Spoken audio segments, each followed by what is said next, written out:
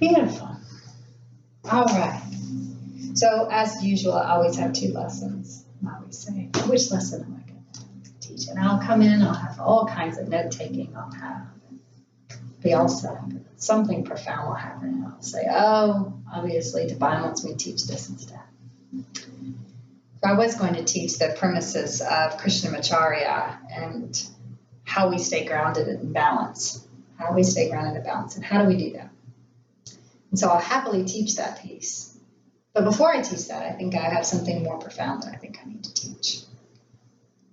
And so I want to talk about guilt. Guilt. That's a big one, isn't it? And so we'll talk a little bit about guilt, because guilt doesn't need a lot to talk about, to be honest. Once you get the baseline lesson with guilt, you're good to go. And then, because it really does have a baseline lesson, it really does. Once we get that, if we got some time, then we'll talk about how to keep balance in our life, how to keep grounded in this world without getting lost in the difficulties, the chaos, all the junk that happens in the difficult world that we exist in. So let's talk about guilt first. Guilt. So I was taught by one of my many teachers, and I have always loved this description of guilt. Guilt is a very healthy emotion as long as it's not misused. Guilt is a very healthy emotion as long as it's not misused. So let's break that down and what that is saying. Guilt is important when you do something wrong or unproductive or has a consequence, even if the consequence is just something that happened to yourself, not necessarily that you trespassed on another person. Maybe it might have been you chose something poorly that harmed how you feel or see yourself. It could be something as simple as I had all intentions to wake up early and make it to yoga, and I didn't. I slept through my alarm clock, chose not to do it, and then I wake up and I get to work and I'm like, dang it. Dang it, dang it, dang it. I always feel so much better. My day's starting out crappy now. I've already stopped by McDonald's. I'm eating an Egg McMuffin, and I would have done that if I would have gone to yoga. Darn it, you know? So it could be something as an emotion like that, right? That type of guilt. Or it could be something really big where you know you have done wrong. You know you shouldn't have done it. Could be gossiping about someone. It could be something more extreme of you were trying to combat being an alcoholic and you took a drink. It could be something even more extreme where you have lied to your spouse and you're in process of having an affair. So guilt has a spectrum. Either way you look at it, even if it's missing yoga class, it's on the low spectrum, or you go all the way over here to a high spectrum where you're having an affair, the feeling is still somewhat there. The feeling is there. I've done wrong. I have chose wrong. I've acted poorly. I don't like the decision I've made, right? So it's the same emotion, it's the same feeling, irregardless of what you're feeling guilty about. Where it is a healthy emotion that you should use is good. It's a good thing you felt guilty. That is a good thing you have that built into you. You need to be happy that you felt guilt. You should be proud that you have that in there. That is your system telling you, when I touch hot stove, I feel burned. Thank God we have skin that tingles and gets to a degree and it bubbles up, because it's like, oh, that's what happened when I touch. That's why you have that there, so that when you hit hot stove, it hurts, so you what? Don't do it again. That's what it's there for. You don't do it again. If you didn't have that type of reception, you didn't have that type of reaction, you would do it again and again and again. Your skin would bubble up. You'd leave it on there too long. We'd end up seeing Collins in the hospital. And the first question she's going to ask is, well, how could you not felt that? Why would you? And so now they got to do a study, because what? Something's wrong. There's a diagnosis. You've lost feeling in your hand. You've had something that's happened to you. How could you not feel your hand sitting on the stove for 15, 20 minutes while your skin's melting off? So obviously that means there's an imbalance. Something's wrong, right? Same thing with guilt. If you don't feel guilt, something's wrong. You're going to need to go see a therapist. You're a sociopath. I don't mean that lightly. Something is wrong. You're missing something inside of you that other people are privy to have. It's a gift. They feel guilt when doing wrong. So we need to say, good, I am so glad I have that, because without it, I would need to go see a doctor. Something's wrong with me if I do not have guilt. So the first thing you say to yourself is, I am so happy I feel guilt, because that means I'm not dealing with a sickness, okay? Now the next thing you say is, I am glad I feel guilt because it reminds me and tells me something. Good, I'm going to remember this feeling. I'm going to sit and remember this feeling. I'm going to remember that I feel like crap when I get to the office after I missed my yoga practice. I'm going to remember that. I don't like the way I feel when I miss my yoga practice. I need to remember it. I don't feel good. I always feel better. I need to put that in my cap of memory. I need to remind myself that every time I gossip about something to a great degree and I hang up the telephone and I sit there, I feel bad about myself, especially when that person calls me. When that person calls me and I have to talk to them and I know what I've done, I'm going to remind myself I feel bad. I feel terrible. It's not worth it. I was just having this conversation with my daughter. And I said, some of these lessons are great lessons. I don't even care if you go through it. What I'm asking is, how do you feel afterwards? How do you feel afterwards? If you feel bad, it's not about getting in trouble. It's not about disappointing anyone. It's that feeling is telling you, this doesn't match who I want to be. This feeling is not matching how I've designed my life should look. This feeling isn't matching what I want to be as a person. That's what you need to learn. It's not about disappointing mom. It's not about getting in trouble. It's about feel the feeling. And if the feeling says to you, I don't like the feeling afterwards, good. Remember that feeling.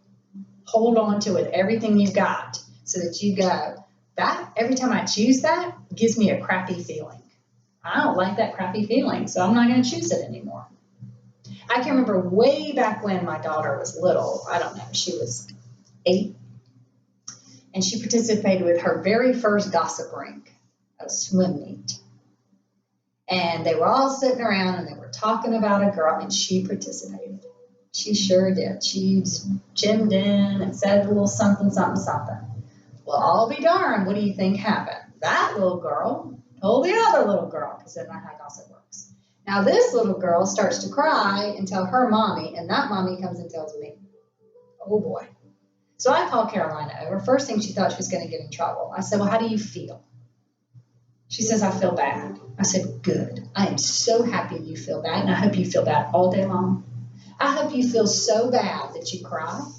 I hope you feel bad about how this feels. Why? Because I hope you remember this is what gossip feels like. I hope you taste it all the way. I hope the sour sits in your mouth all day. Why? You won't do it again. You'll say, I didn't like that candy. It was sour. It doesn't set well with me. I can't teach you that lesson. Sweetheart, you had to learn that on your own. That's it. That was a bitter pill to swallow, but now you've learned it. It's the same as something as little as 8 years old all the way to adulthood. Be appreciative when you feel guilt. Be so appreciative because it's there to remind you, I don't like this feeling of this choice I have chosen. Now let's talk about the other part of the sentence. Guilt is very healthy until it is misused. When you take guilt into misuse is when you begin to shame yourself. When you take it beyond the healthy, this was an emotion to help me remind, don't touch stove again, and move on. Move on. Everything in life, I wouldn't say everything, 90% of life is learned by making a mistake. That's how we learn. It is. Most things in life are going to be learned by making a mistake. So that's part of learning. When you take guilt past a line of it being a healthy emotion and you begin to shame yourself, you begin to make drastic comments about yourself. I'm so stupid. I can't believe I did that. I'm an idiot. I make such bad decisions. My life sucks. I don't know why I did these types of things. I guess I just effed up.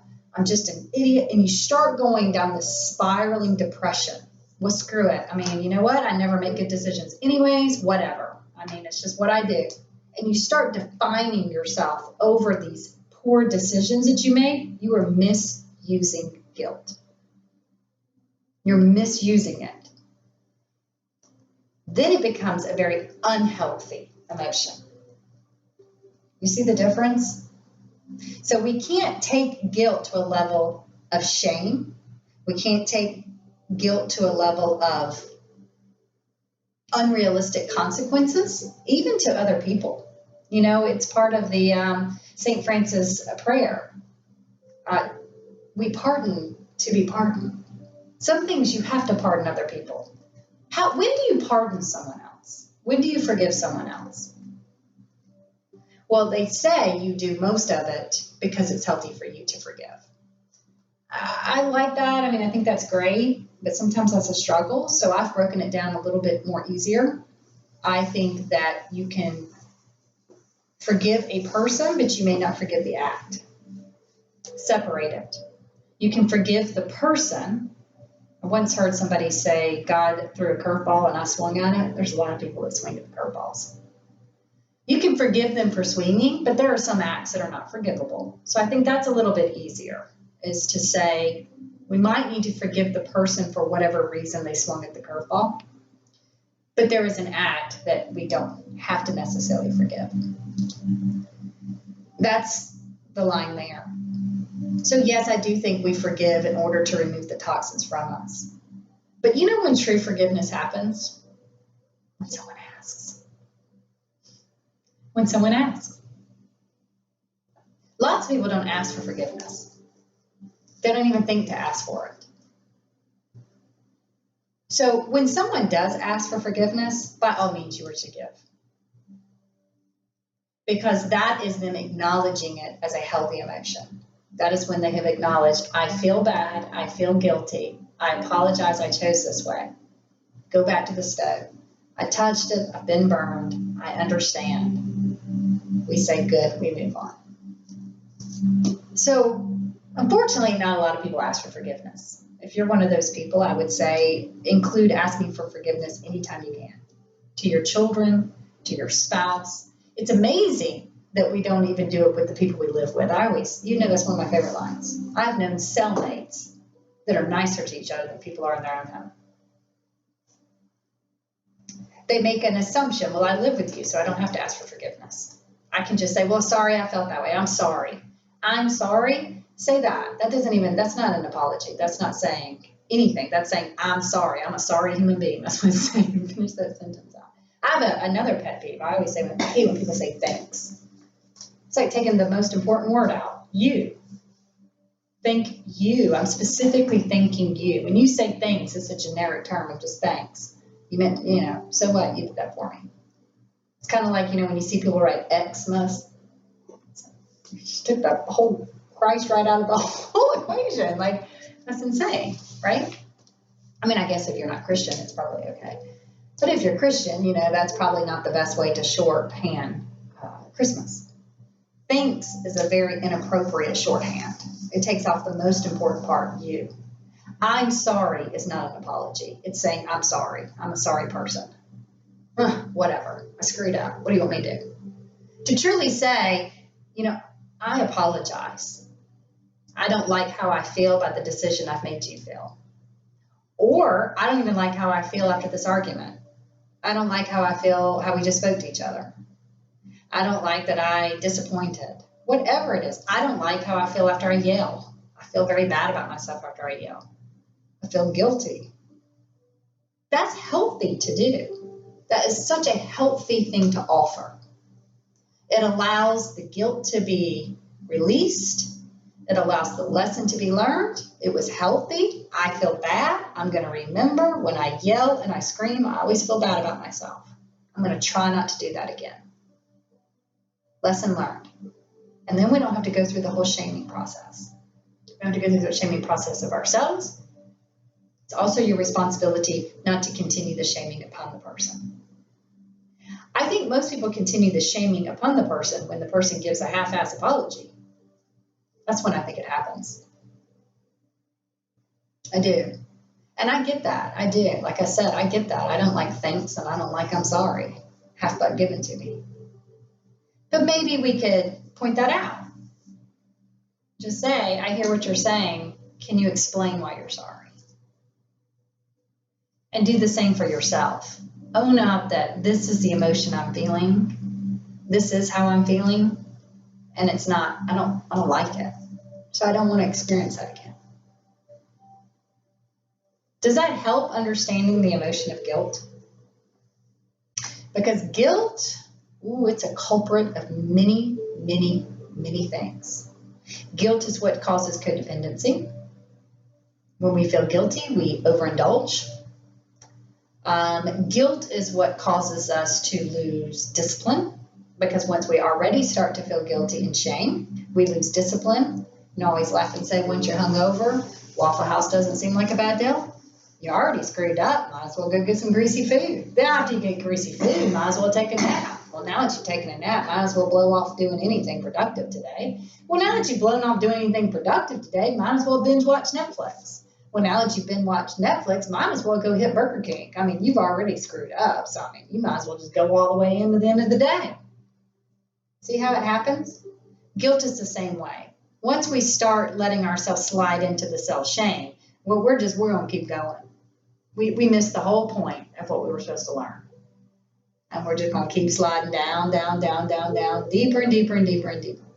I think when I was trying to forgive my ex-husband, I was working really hard at letting that part go. And he manifested that into being very defensive towards me when I'm trying to talk about the kids. Like I'm just trying to talk, but he was very defensive. Yeah. I don't think he realized it until he almost died. So when he almost died, he flatlined a couple times, and he thought he was going to die. He then sent everybody in his family apologies, sincere apology messages. Now, we never got him. I think that was just God, because for whatever reason, the cell phone service didn't work, and all the text messages that he had sent to every person that he knew to apologize to, including my children, me, his mom, his dad, everybody, never went out. His wife told me, because her and I, we call each other sister wives, we developed a friendship. She told me that he sincerely apologized to everyone, but she couldn't bring herself to send those messages to all of us because it wouldn't have been right. But for him, it manifested into defensiveness when I'm like, I'm just trying to tell you that your kid is having a hard time with this. It turned into something between us when I was trying really hard for it not to be, because he never asked for forgiveness, never apologized to me, and I had to let that go. But he still felt something. Yeah. So I think sometimes we wait until the bad things happen before we can admit our faults and our flaws and what we did was wrong. Sure. And it's not always a good thing. Asking for forgiveness sometimes is harder than forgiving. Yeah. But when we don't ask for forgiveness, we live with self-shame. That's what we do. We live with self-shame when we do not ask for forgiveness. It's funny how it's so hard to ask for forgiveness, isn't it? It's very, very funny. We don't like to admit making mistakes. We don't like to admit that, sometimes it's not that we made a mistake. It might just be that was my mood that day. I had a lot going on. It might have been a perfect storm, a crashing of emotions. Too many things was happening. You were already digesting too many difficulties in the same moment. You didn't intend to take it out on the dog. When you come home, the dog peed on the floor and you lose it. That happens. It doesn't always get taken out on the dog. It sometimes gets taken out on each other. But acknowledging that allows the break of, I can now see that was an inappropriate reaction. I'm going to have responsibility for it because I feel bad when I chose that route. And I'm going to ask for forgiveness for that. Even on the smallest things, asking for forgiveness really helps break the self-shame. It truly, truly does. It is challenging, though, when others don't reciprocate the same lesson back and they don't ask for forgiveness. That's challenging. That's a lot of independent work you're going to have to do on your own when others don't ask for forgiveness. Then what I say, you go back to the original rule. You can forgive the person but not forgive the act. You can. There are a lot of acts you can just say that just wasn't a forgivable act. It doesn't create health in our society if I forgive those acts. It doesn't do anything for the society if I forgive those acts. Some acts are just, no. Still, I'm going to still say that was a bad action. That wasn't a good choice, but that's okay. We all do them, you know, to some degrees. Mm-hmm. So anybody got anything to add about the guilt? The guilt emotion.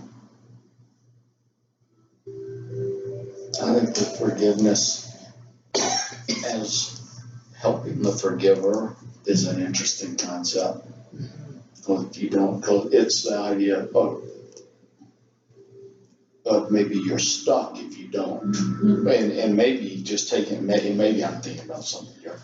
Just moving on. It's just healthy and helpful for you. Mm-hmm. And maybe in a very pragmatic sense, it's a question of, is it going to happen again? If so, you need to keep it in mind and prevent it. Mm-hmm. If not, it's a past, forget about it, move on. Mm-hmm. Now, let me ask you this too, as you're talking about these things and thinking about them, do we all think of it as somebody else needs to ask me for forgiveness and needs to be apologizing to me? Or do we need to be apologizing ourselves? Yeah, like I can say if I want to think about it, I can think of some things I probably should apologize for. But I think the first instinct kind of is to think about all these terrible things other people have done to me. And I start thinking about, well, maybe. Oh, it's a two-way street. Yeah, absolutely. I think our first obligation always is to be the person that is asking for forgiveness. That is our first responsibility, always, because we can't control other people. Well, what have you done? If sitting here right now, can you really think of something that you've done in the last 2 months that you feel like you should ask for forgiveness for? Yes, of course. Okay. Yes. Yes, absolutely. I think we all can find something in the last 2 months. Yeah. Mm-hmm. Now, I try, hence I'm going to underline, highlight, circle, put arrows around it. I try, because I have received this lesson long before, I try to always ask for it. I try to be mindful, always to ask for forgiveness to the immediate surrounding that I'm able to reach out to, right?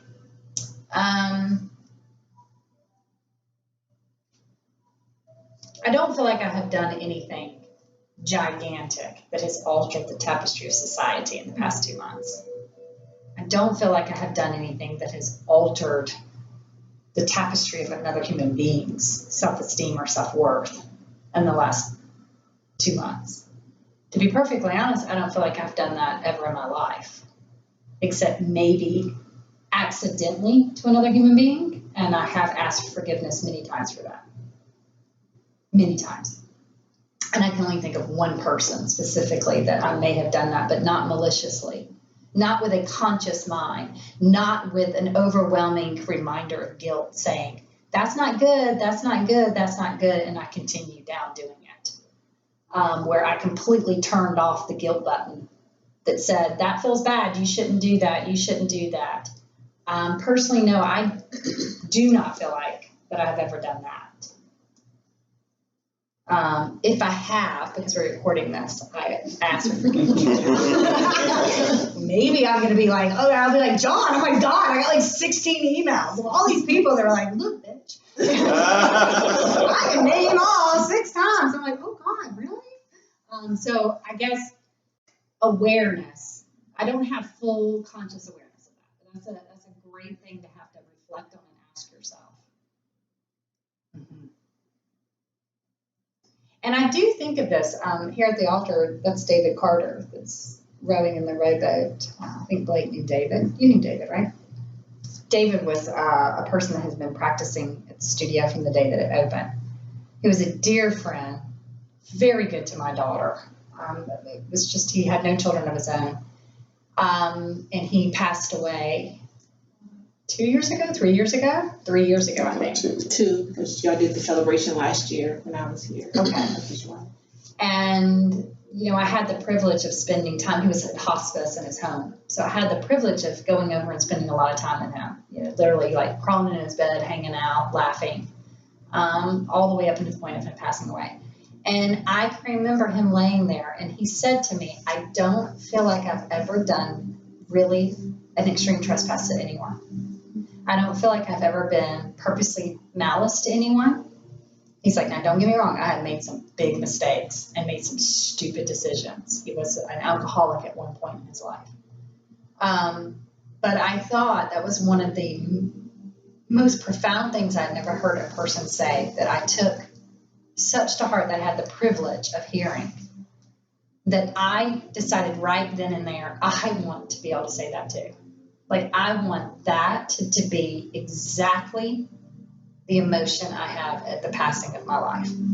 I want to be able to say, I don't think I purposely trespassed against anyone, maliciously hurt anyone. And if that's all that I get to say, and it wasn't that I made a lot of money, I made some good decisions, I, you know, always ate properly, and so be it. You know, if I had a few Waffle House trips in there, you know, all right. I think that's the only thing. But I thought, my gosh, what an honor to be able to pass out of this life and be able to say. And if we screw up, then we could still have that honor if we ask for the forgiveness. You still can have that honor if you ask for forgiveness. The moment you know you have felt the guilty, that brilliant, fabulous emotion that we are so grateful that is, you know, embedded deep into our beings. The moment you feel that guilty, bing, bing, bing, I feel guilty, address it right then and there so that we can have that privilege of that passing moment.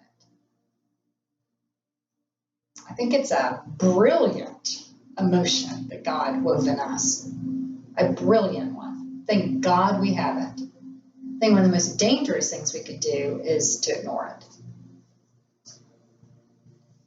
And to misuse it. What if people don't forgive you? Wow, yeah. Like a genuine, I sincerely apologize, did not mean to hurt your feelings, or whatever the situation was, and that person just, nope, can't forgive you, don't forgive you. Well, let's go back to the first thing that I say. It might not be that they're not forgiving you, it might be they're not forgiving the act. Mm. So if you feel like you're hitting a roadblock, maybe focus on the act. I have now learned that this is one of the worst acts you can do onto another human being. I see by the pain that it has caused you why this act, you know, let's take an affair, for example. Why is that part of the 10 Commandments? Of all the things out there, why is that one there? And you can say, I understand why this act and this act right here creates so much pain. I get why this act should not be a forgiven act, but the person can still be forgiven. I'm still human. I don't know why I swung at the curveball. I don't know why I picked up the drink. I don't know why I touched the apple when I wasn't supposed to. I guess I'm just, I made a human error, but I get that this act alone should be forgiven. And I should not participate in it, nor should another human being.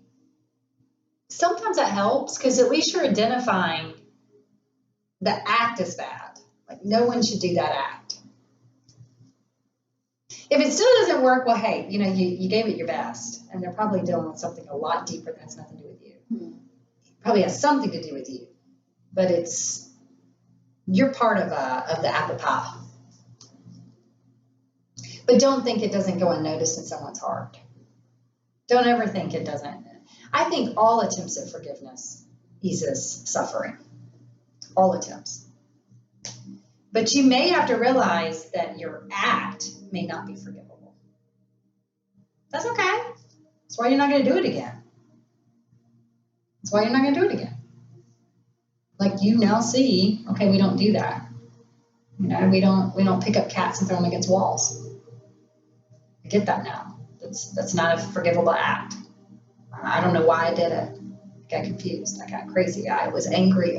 But I also see that I feel so bad. I threw the cat against the wall. I feel horrible. Like, I feel horrible about that. I get that. We should not throw cats against walls. Why that one came to my mind, I don't know. I was gonna say, why are we throwing cats? Why are we throwing cats against walls? I have no idea. Whoever this person is has really slipped into a dark space. Maybe the cat asked for it. I don't know. But again, even if the cat asked for it, you shouldn't probably throw it against the wall. I don't even know why that one came to my mind. Let's all agree we don't throw cats against walls. Anything else we can think on those? Do you think most people, when you talk about a forgivable act or something, needs forgiveness, you think most people do things with the conscious object of hurting somebody, or is it mostly a matter of lack of consideration for somebody that hurts them? I'm just trying to think through. I think both. It goes back to what we do learn in yoga. And in yoga, one of the number one things that we are teaching is that you don't want to become unaware, you want to become aware. So like even meditation, I tell people the goal of meditation is not to become unaware. That's called drugs. That's called sleeping, right? So you're not trying to go into meditation going, I just want to be lifted up into this vortex space where everything is just perfect. Yeah. That's you're missing the whole point of meditation. Meditation is not to teach unawareness, it's to teach awareness. When we are aware of a pulsating force in us, when we are aware of an empty space in between thoughts, when we are aware of our breath and what our breath power contains. So all of it is to bring awareness. So I think a lot of people do malicious acts of unawareness. I think they're just unaware. They're not thinking through consequences. They wait until the consequence happens. I think a lot of it is we're easily seduced and we easily forget. Those are two things I was going to say about having a ritual in life and discipline.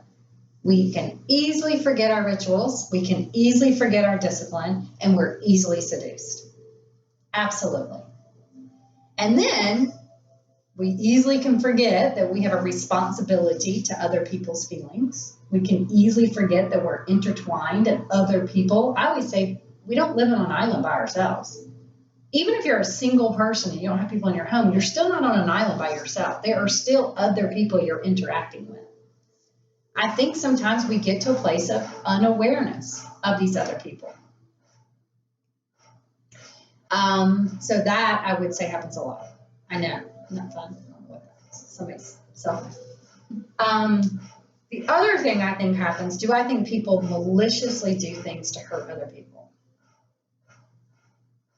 Yes, but I think less than I think people do it in an unawareness. I think people are a lot more self-consumed and narcissistic than we realize.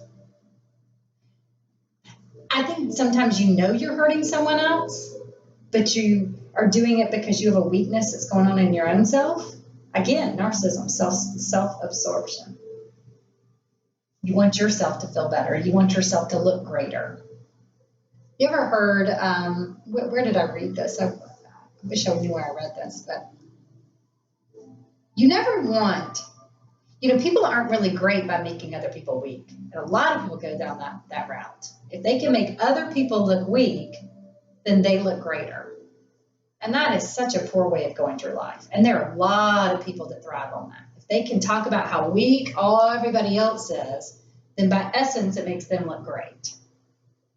That really is just a low self-esteem. You should shine. A true great shines by saying how the greatness around them are. Because really, then that means you must be really great because you think everybody else is great. So by essence, you're shining up in a top tier. But again, I think that roots back to unawareness. Yeah. And I'll go back to people taking people for granted. I think we take our spouses and our children for granted almost every day. I think we take for granted the closest people to us every day. A lot more than we do strangers. I think thank you is a very underused word in a home of family members. And I am sorry. Please forgive me. I think it's not used a lot in homes either.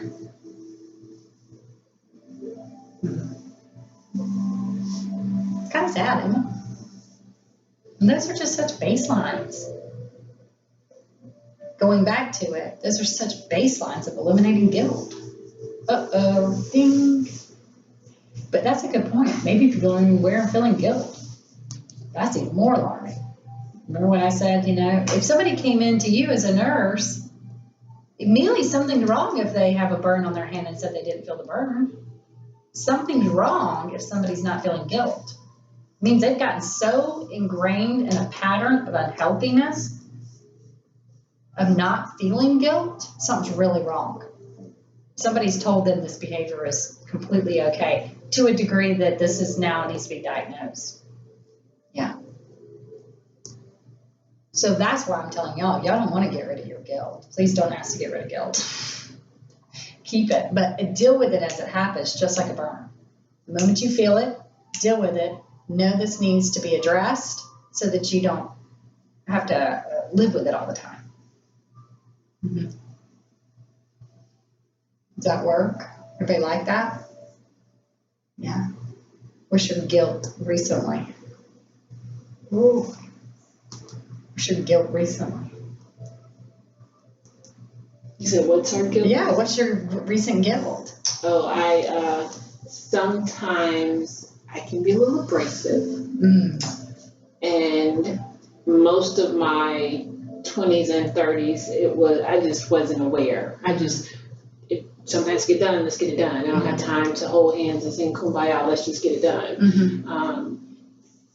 Recently, a coworker who I thought we were bantering with, so I thought we had the type of relationship where I could completely relax and banter and just say some things.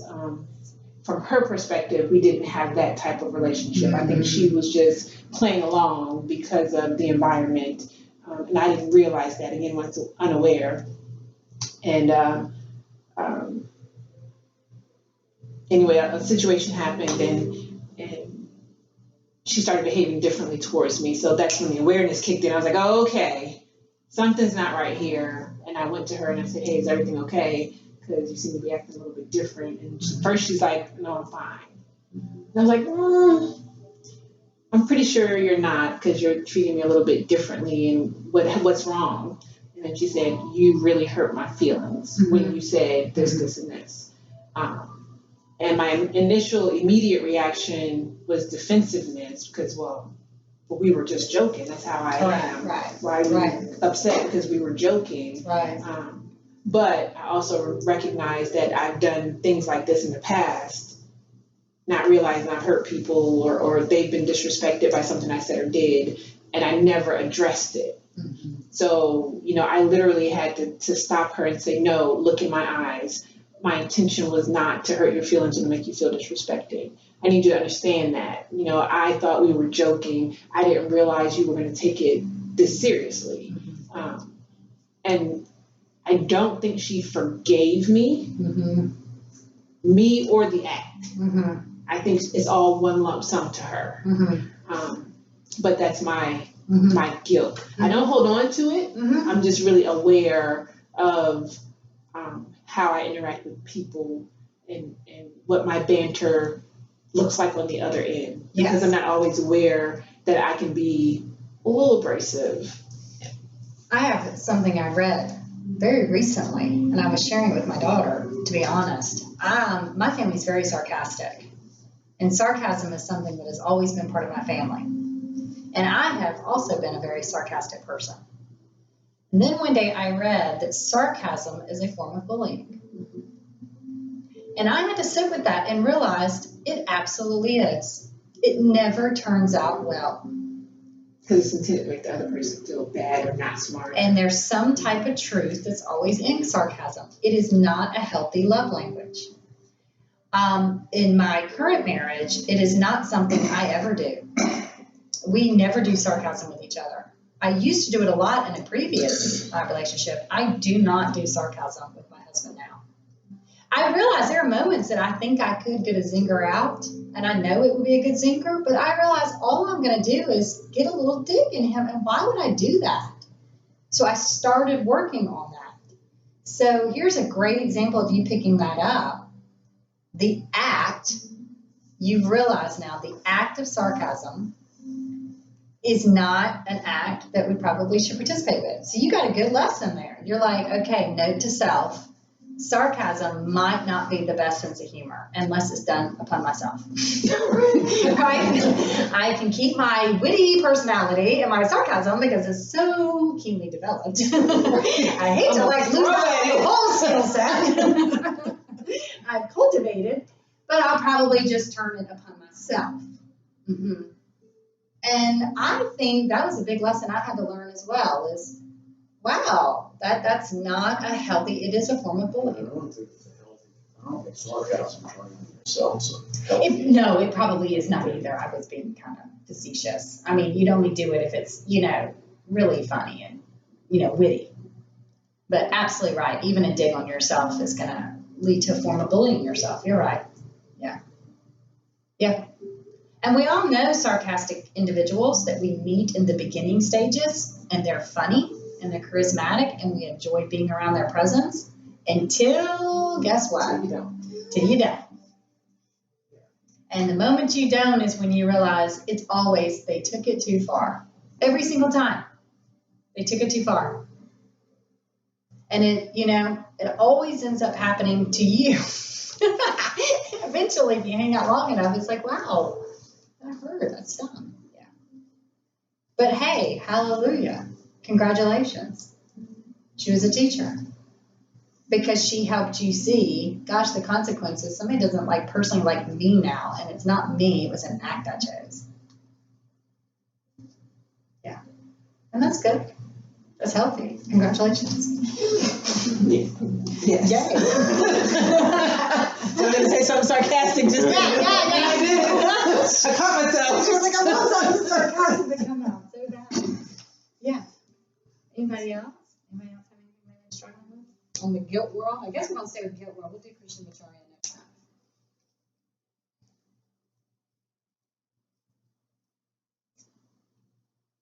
No. Everybody's good. I guess I did feel bad that I wasn't able to come to the service today for my friend's friend who died because they were all there and they needed comforting. Mm-hmm.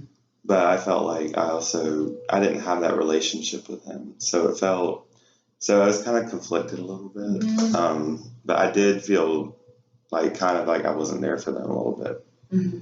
So I don't know, it's a little bit of both. No, that's an emotion that mothers feel 24 hours a day. Okay. We cannot be at all places at all times. And you're constantly balancing, if I do for this one, should I do for that one? Should I do for myself? Oh, I'm going to go do something for myself, but now I feel guilty that I didn't stay at home. And then if you stay at home, I feel guilty that I didn't go take care of myself. If I go and I actually don't cook, I'm glad that I don't have to clean up because I'm exhausted, but now I feel guilty that I now fed them bad food again. Okay, now I felt bad. And I also feel guilty that I spent money because I did go to the grocery store, but I also feel guilty that I don't have time to actually go lay down because I need to lay down because I'm exhausted. This is a mother's world, by the way. We live with what's called the mother's guilt. So what I'm trying to say is that we cannot always do everything at all times. And so what we have to do in order to balance that is mothers learn this very quickly. Which one is going to have the worst emotion of guilt? Which one is going to be the loudest that makes me feel the worst? And that's usually the one that we say, then I'm not going to choose that one. A lot of times you'll hear mothers say, I'm exhausted. I can barely see straight. But letting my child down by not showing up to their dance recital and knowing that that is the heartbreak I did to them, that guilt feels 10 times worse than the guilt if I didn't take care of myself. So we choose the one that's going to have the loudest guilt sirens. Do we agree, mothers? Okay. So for you, you will have lots of moments in life that you need to be at many places or many decisions. Always just say which one is going to have the loudest siren of guilt. And probably today you realize that one wasn't because you processed out. I didn't really know the family. It was, other individuals. So I don't have this overwhelming siren of guilt. Now, if this was a close, dear friend, if it was, a family member that you were letting a lot of family members down, then that would be a loud siren of guilt. Mm-hmm.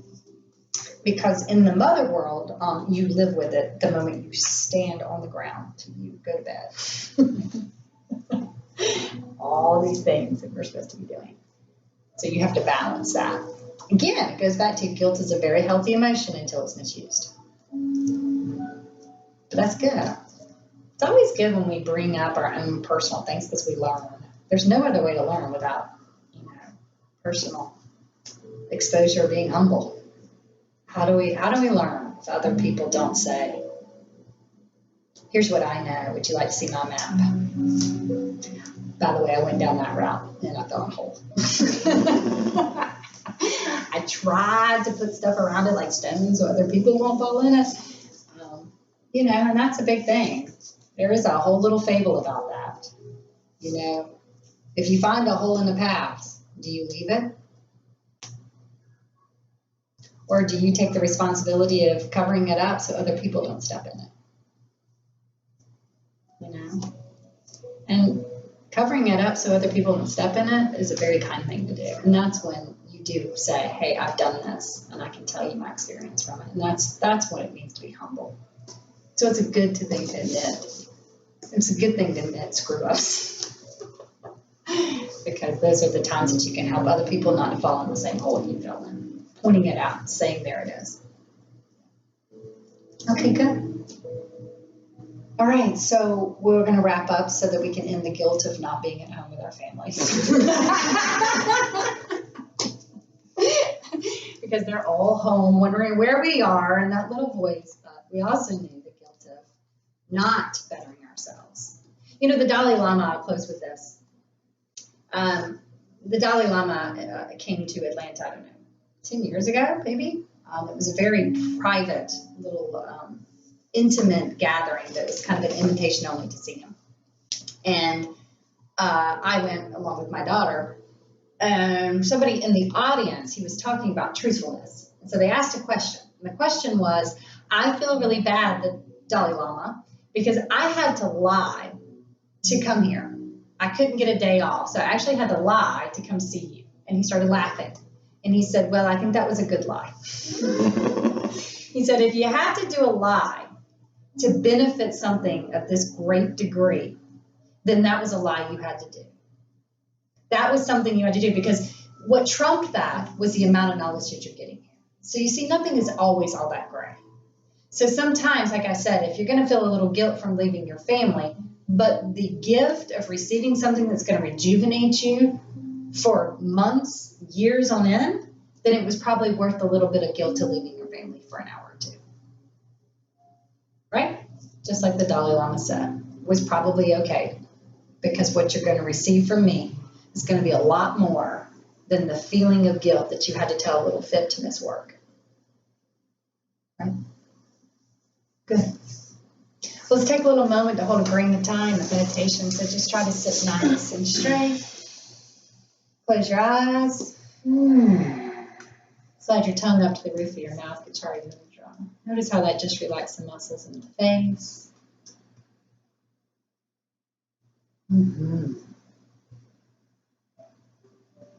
Notice how it relaxes your cheek.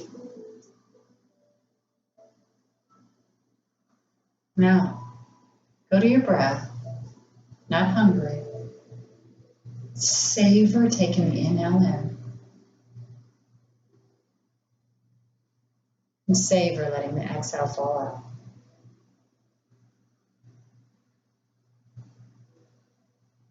Just be aware that we have chosen a little moment in time to let everything be okay.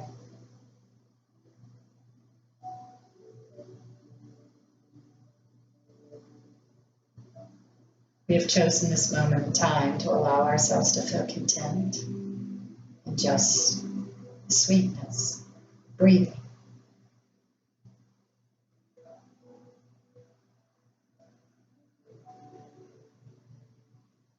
Our problems may not change, But we can create a soft space in our perception. We can be reminded that we're simply on a journey, collecting experiences and time, gathering lessons one by one.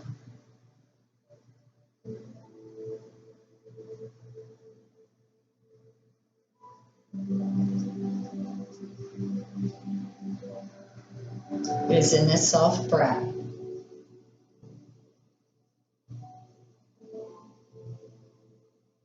we can give ourselves permission to relax.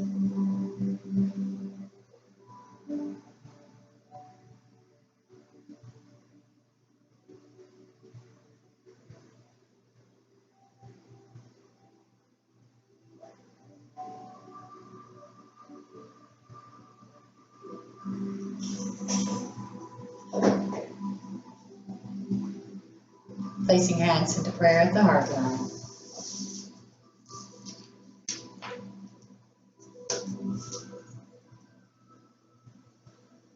And reciting after I.